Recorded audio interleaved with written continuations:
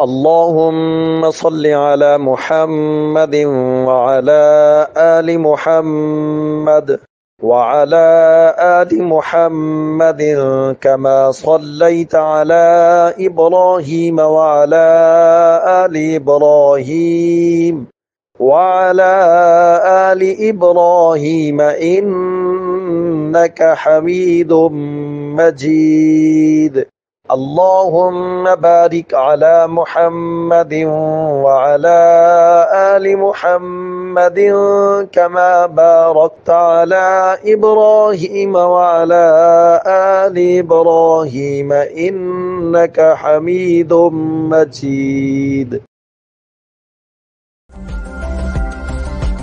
View media production شادی بیاہ اور دیگر تقریبات کی پروفیشنل ریکارڈنگ کے لیے رابطہ کریں. Phone number 0346-211-8546.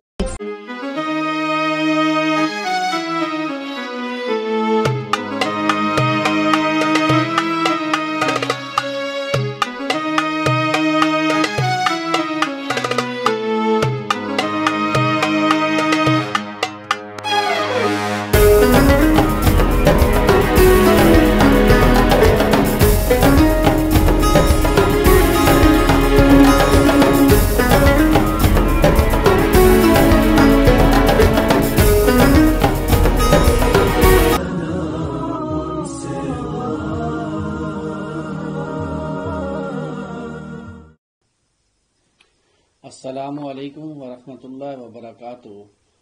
آج ہم جو حدیث جس کا مطالعہ کریں گے اس کا عنوان ہے 5 گناہ اور 5 مصیبتیں. 5 گناہ 5 مصیبتیں. اللہم صلی علی محمد وعلی آل محمد کما صلیت علی ابراہیم وعلی آل ابراہیم انک حمید مجید. اللہم بارک علی محمد وعلی آل محمد کما بارکت علی ابراہیم وعلی آل ابراہیم انک حمید مجید.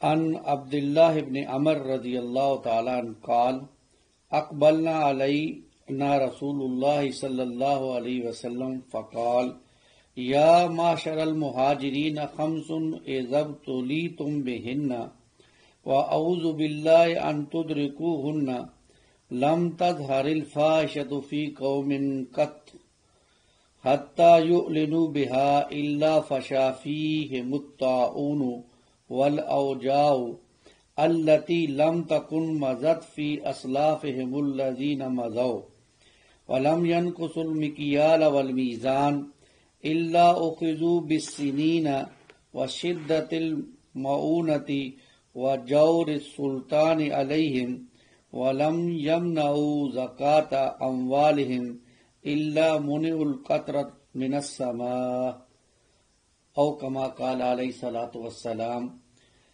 یہ روایت جو ابھی ہم پڑھنے لگے ہیں یہ ابن ماجہ کی روایت ہے اور اس کے اندر رسول اللہ صلی اللہ علیہ وسلم نے یہ بات فرمائی ہے کہ اگر انسان ان 5 گناہوں میں مبتلا ہوگا تو اللہ کی طرف سے 5 سزائیں یا 5 عذاب کون سے ہیں جو ان کے اوپر آئیں گے. پہلی بات جو فرمائی جا رہی ہے اس حدیث کے اندر وہ یہ ہے کہ اگر تم ان میں مبتلا ہوگے اور رسول اللہ فرما رہے ہیں کہ میں پناہ مانگتا ہوں کہ تم اس میں مبتلا ہو جاؤ، یعنی یہ بہت بڑی برائیاں ہیں، یعنی ان سے بچنے کے لیے رسول اللہ صلی اللہ علیہ وسلم پناہ مانگ رہے ہیں. تو ہمیں بھی پناہ مانگنی چاہیے ان برائیوں سے بچنے کی اللہ کے حضور. پہلی بات اللہ کے رسول نے فرمائی اگر کوئی قوم بے حیائی میں مبتلا ہو کر کھلا مکھلا اس کا ارتکاب کرنے لگے تو اس قوم میں طاعون اور وہ بیماریاں پھیل جاتی ہیں جن کا نام ماضی میں نہ سنا گیا. اب یہ بات ہے، اس بات کو اگر آج کے دور میں ہم دیکھیں اور خصوصاً ہم اپنے پاکستان میں اور پھر پوری دنیا میں دیکھیں تو ہمارے سامنے نظر آتا ہے ہمیں آج جو لوگ بھی کھلا مکھلا بے حیائی میں شامل ہو گئے ہیں. مثال کے طور پر آپ 5 بڑے ممالک جنہوں نے تالیوں کی گونج میں ہم جنس پرستی کے قانون کو پاس کیا اور وہاں مرد مرد سے شادی کر لیتا ہے، عورت عورت سے شادی کر لیتا ہے اور کپڑوں کا تو وہاں حساب ہی نہیں ہے، کپڑے پہنے نہ پہنے کوئی مسئلہ ہی نہیں ہے، تو بے حیائی میں بہت آگے نکل گئے. تو اللہ تعالیٰ نے کیا کیا، اس کے بدلے میں ایک ایسی بیماریاں پیدا کر دی کہ جن کا نام پہلے کوئی نہیں سنا گیا۔ مثال کے طور پر جیسے اب ہم دیکھ سکتے ہیں کرونا بیماری، یہ پہلے کبھی آج سے سال 2 سال پہلے کبھی کسی نے سنی تھی۔ اسی طرح جو ڈینگو آیا تھا وائرس آج سے سال سوا سال پہلے، وہ بھی ہم نے کبھی نہیں سنا۔ پھر اب کینسر، یہ اتنی بیماریاں آ رہی ہیں، ہر سال کوئی نئی بیماری آ جاتی ہے، کوئی نیا وائرس آ جاتا ہے جس سے ہمیں پتہ ہی نہیں چلتا، اور ہم یہ سوچتے ہیں کہ یہ کہاں سے آیا ہے، یہ نہیں سوچتے کہ یہ کیوں آیا ہے۔ یعنی اللہ کے رسول فرما رہے ہیں کہ جب کوئی قوم بے حیائی میں مبتلا ہو جاتی ہے اور اس کا کھلا مکھلا ارتکاب کرتی ہے تو پھر اللہ کی طرف سے عذاب آتا ہے، اور اس کے اوپر ایسی ایسی بیماریاں ان کو ملتی ہیں جن کا نام پہلے کبھی نہیں سنا گیا تھا۔ اور آج ہمارے ملک کے کیا حالات ہو چکے ہیں، ہم کہاں پہنچ چکے ہیں، اس کی سب سے بڑی وجہ ہے بے حیائی میں ملوث ہے، پوری قوم ملوث ہے۔ آپ معلوم ہے ہمارے ملک پاکستان میں وہ خواتین نے مظاہرہ کیا، میرا جسم میری مرضی، اور اس کے اوپر پھر ایسے ایسے القابات کہے، خامن کی ہم خدمت نہیں کریں گے، ہم کوئی تمہارے بسترے گرم کرنے کے لیے آئی ہیں، اور مختلف قسم کے بےہودہ قسم کے جملے لکھے ہوئے تھے۔ یہ اللہ کی بغاوت نہیں ہے؟ ایک خاتون کے لیے ایسے الفاظ کہنا، اور یہ کہاں ہوا ہے؟ یہ آپ کے اور ہمارے دل یعنی اسلام آباد میں ہوا، اور پورے میڈیا نے اور پوری حکومت نے اس کو سپورٹ کیا ہے۔ یہی اگر کسی مذہبی جماعت کا یا کوئی اور دینی پروگرام ہوتا تو پتہ نہیں کتنی رکاوٹیں کھڑی کر دی جاتی، لیکن ان کو باقاعدہ سکیورٹی فراہم کی گئی ہے، بے حیائی عام کی گئی ہے، اور آج اس کا خمیازہ ہم بھگت رہے ہیں کرونا کی صورت میں۔ اللہ کی طرف سے کرونا آ گیا ہے اور پوری قوم جو ہے وہ اس کے اندر ملوث ہے، اور بیماری پھیلتی جا رہی ہے، دن بدن اضافہ ہی ہوتا جا رہا ہے۔ تو پہلی بات تو اللہ کے رسول نے یہ فرمائی صلی اللہ علیہ وسلم۔ پھر فرمایا کہ اگر کوئی قوم ناپ تول میں کمی کرنے لگے گی تو شدید قحط پڑ جائے گا۔ یہ دوسری بات بھی بڑی اہم ہے۔ آپ کو معلوم ہے قرآن مجید میں ایک پوری قوم شعیب علیہ الصلوۃ والسلام کی جو ناپ تول میں کمی کرتی تھی، اللہ نے اس قوم کو غرق کیا ہے صرف اس ایک بیماری کی وجہ سے، ناپ تول میں کمی۔ اور ہمارے معاشرے میں بھی یہ چل رہا ہے، ناپ تول میں کمی۔ اور تو اور جو لوگ یہ بائٹس بناتے ہیں، یعنی یہ کلو کا جو بائٹس ہے، یا آپ اس سے آگے چلے، یا یہ جو ترازو ہے جس سے ہم تولتے ہیں، اس کے اندر بھی کمیاں کی جا رہی ہیں۔ آپ چلے جائیں کہیں لاہور میں بڑے شہروں میں تو آپ وہاں سے پوچھیں کہ ہمیں کلو کا پتھر چاہیے، 2 کلو کا چاہیے، تو وہ آپ سے پوچھیں گے کلو والا چاہیے، 900 گرام والا چاہیے یا 1000 گرام والا چاہیے۔ یعنی 900 والے پر بھی لکھا ہوا 1000 گرام ہی ہوگا، لیکن وہ ہوگا 900 گرام، اس میں ہم ڈنڈی ماریں گے۔ پھر ہمارے ہاں آپ دیکھیں، جو بھی شعبہ دیکھیں، کپڑوں کو اٹھا کے دیکھ لیں، کپڑے جو ہے وہ ہم بتاتے جو ہے وہ میٹر کے اعتبار سے ہیں، دیتے گز کے اعتبار سے ہیں، یہ ناپ تول میں کمی ہے۔ پھر اسی طرح ترازو کو جھکانا نہیں، اور ترازو کے جو ہے وہ کم تول کے دینا، یہ ہمارے ہاں۔ اور ایسا ہے آپ ایک دکان سے سامان لیں، دوسری دکان سے جا کر اس کو چیک کریں تو معلوم ہو جائے گا کہ جناب چھٹانک، آدھی چھٹانک جو ہے وہ کم ہے۔ اب اصل مسئلہ کیا ہے، اس کو سمجھنے کی ضرورت ہے کہ چھٹانک، آدھی چھٹانک سے ہمارے کوئی پیسے میں اضافہ نہیں ہو جاتا، لیکن معلوم ہو جاتا ہے کہ ایمان نہیں ہے۔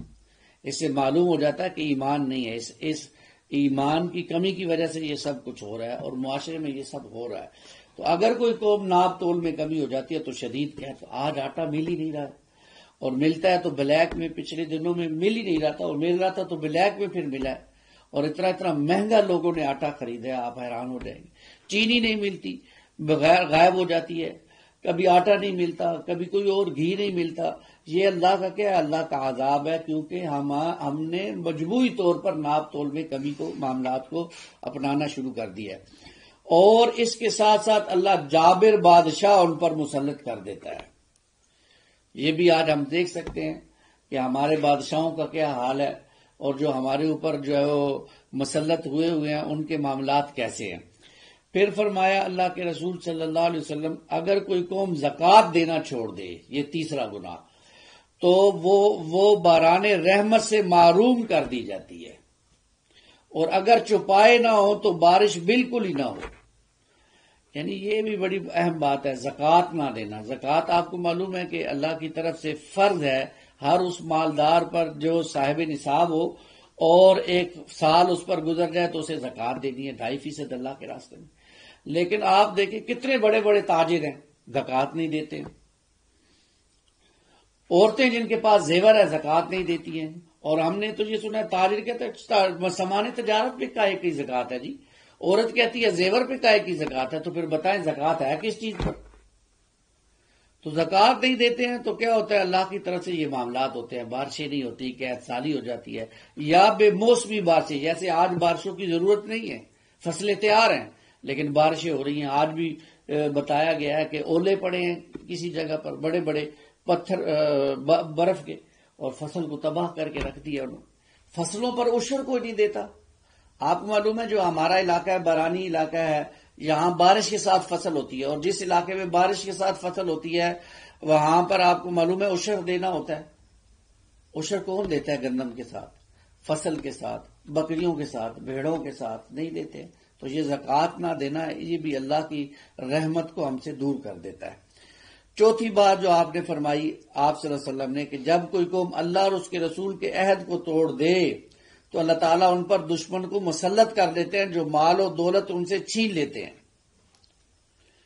اب یہ بڑی اہم بات ہے کہ رسول اللہ اور اس کے رسول کے عہد کو توڑنا۔ اب دیکھیں ایک عہد ہے جو ہم سب نے اللہ سے کیا ہے، ایک عہد الست ہے جس کا ذکر قرآن مجید میں آتا ہے۔ اللہ نے سارے انسانوں کی ارواح کو پیدا کیا اور ان سے عہد لیا، الست بربکم، کیا میں تمہارا رب نہیں ہوں؟ تو ہم سب کی ارواح نے کہا کہ قالوا بلا شہدنا، آپ ہمارے رب ہیں، ہم اس پر گواہی دیتے ہیں۔ تو پھر اللہ تعالیٰ نے سارے انسانوں کی ارواح کو سلا دیا۔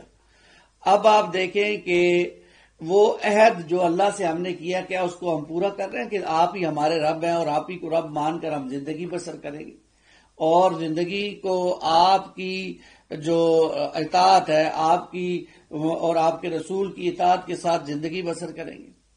آج ہمارے ہاں کہاں ہے اطیع اللہ و اطیع الرسول کا معاملہ کہاں نظر آتا ہے؟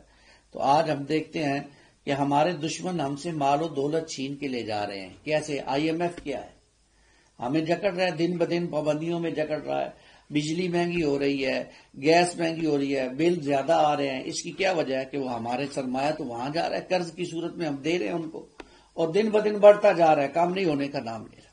اللہ ہماری حفاظت فرمائے، ہمیں ان باتوں کی سمجھ آ جائے۔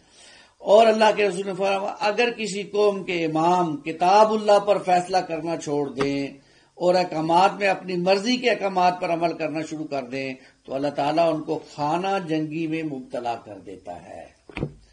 یہ بھی بڑی اہم بات ہے، یہ جو آج ہمارے معاشرے میں ہو رہا ہے، خصوصاً حکومت اور جو دوسری تحریک ہے جو آمنے سامنے کھڑی ہو گئی ہیں اور ایک خانہ جنگی کی کیفیت بنتی نظر آ رہی ہے، یہ بھی اس کے پیچھے کیا ہے؟ کتاب اللہ کی کتاب کے مطابق فیصلے نہ کرنا۔ ہماری عدالتوں میں کون سا قانون جس پر فیصلے ہو رہے ہیں؟ وہ انگریزوں کا قانون، اس کے اوپر فیصلے ہو رہے ہیں، اور صدیوں لگ جاتے ہیں، فیصلہ پہلی تو بات ہے ہوتا ہی نہیں ہے، اور جو ڈاکو ہیں جو چور ہیں وہ چھوٹ جاتے ہیں اور جو بے گناہ ہیں وہ پھنس جاتے ہیں۔ یہ اس قانون کی سب سے بڑی بات ہے۔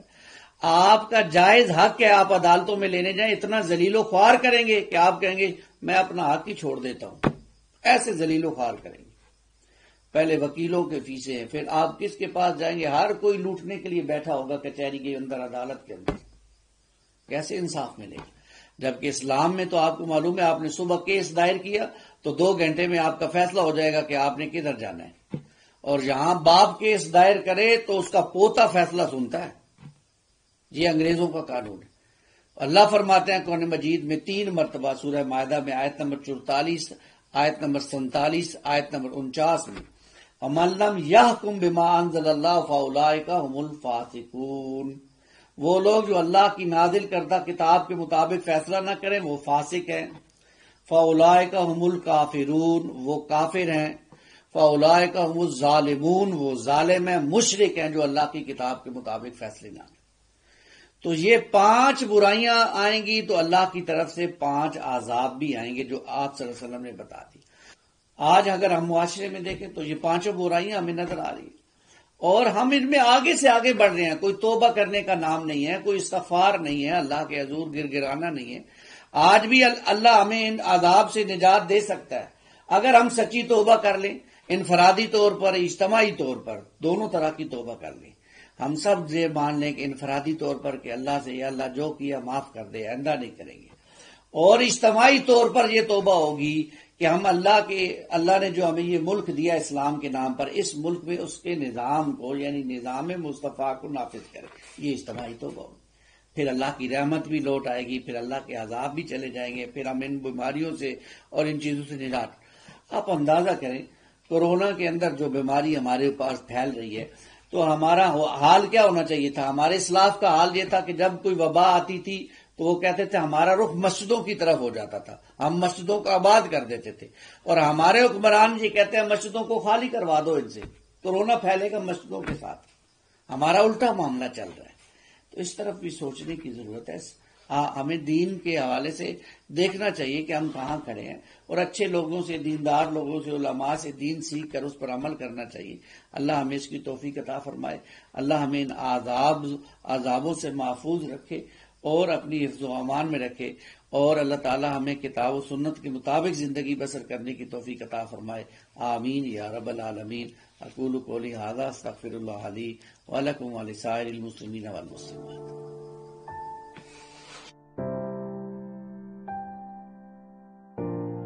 HFC خوبصورت فیملی ہال کے ساتھ، سب کچھ آپ کی پسند، ہوم ڈیلیوری کے ساتھ